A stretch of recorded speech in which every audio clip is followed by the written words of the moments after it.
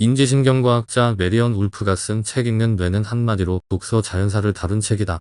풀어서 설명하면 인간이 진화의 역사에서 어떻게 독서를 하게 됐는지, 뇌는 문자를 보고 그를 이해하고 분석하고 통찰하는 이 선천적으로 타고나지 않은 독서 유전자를 어떤 기제로 받아들여 작동하는지를 다룬 책이다. 무엇을 지각하고 인지했을 때 뇌가 그것을 어떤 방식으로 처리하는지는 진화생물학에서 많이 다뤘다. 하지만 인류가 만들어낸 최대의 히트 발명품 중 하나인 문자와 관련해서 뇌가 물체를 인지하던 기존 회로를 재사용하고 나아가 사고가 확장되는 과정에서 새로운 신경회로를 만들어 스스로 발전적인 생성체계를 만들어낸다는 것은 놀라운 발견이다. 알려진 바와 같이 인간은 DNA라 불리는 유전자에서 시작해 뉴런이 둘러싸고 있는 신경 유통지점인 시냅스와 회로를 거쳐 신경구조, 그리고 지각 및 운동작용, 언어 프로세스의 과정을 거쳐서야 글자를 보고 지각하는 행동 단계에 이른다. 우리는 이 과정을 늘상 역순으로 행하지만 유전자 단계에서부터 역추적을 하면 이런 프로세스가 형성된다. 최근 이 5단계의 프로세스를 독서 행위 프로세스라고 명명한다. 저자는 이런 인간 구조 분석을 토대로 독서를 할 때 뇌가 어떻게 반응하는지를 살핀다.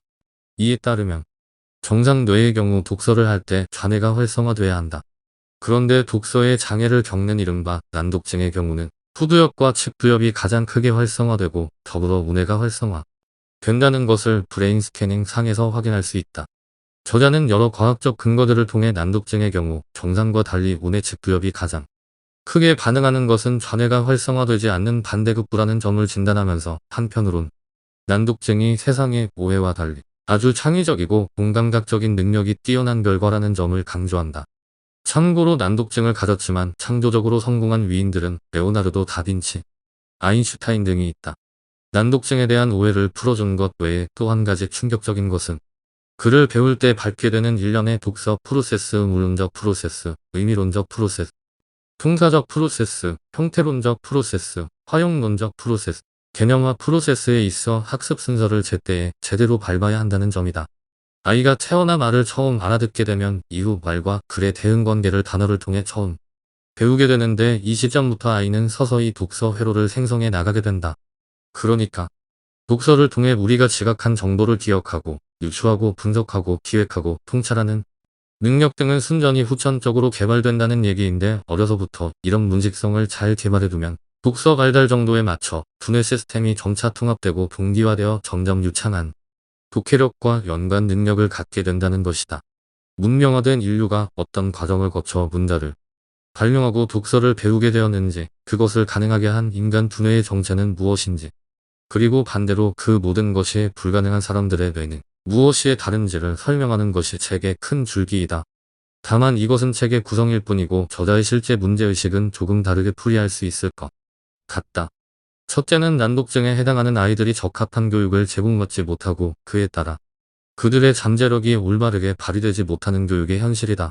잠재력이 발휘되지 못하는 데서 끝나는 게 아니라 학습 부진화로 낙인 찍히고 사회에 진입하면서부터 패배자 소리를 들어야 하는 현실. 둘째는 읽기 행위가 디지털 혹은 스크린 중심으로 이동하는 문명적 변화가 앞으로 인류의 지성과 문화에 어떤 영향을 미칠 것인지 알 수 없다는 데서 오는 두려움이다. 이와 같은 두 가지 핵심 문제의식은 저자가 어떤 활동을 하는 사람인지를 보면 더 선명하게 느낄 수 있다. 메리언 울프는 인지신경학자이자 아동발달학자이면서 독서 연구소나 문맹 퇴치 프로그램에 다수 참여하였고 현재 책임자로 있는 곳은 난독증과 다양한 학습자 그리고 사회정의를 위한 센터이다. 첫째, 문제의식에 대한 저자의 주장은 이러하다.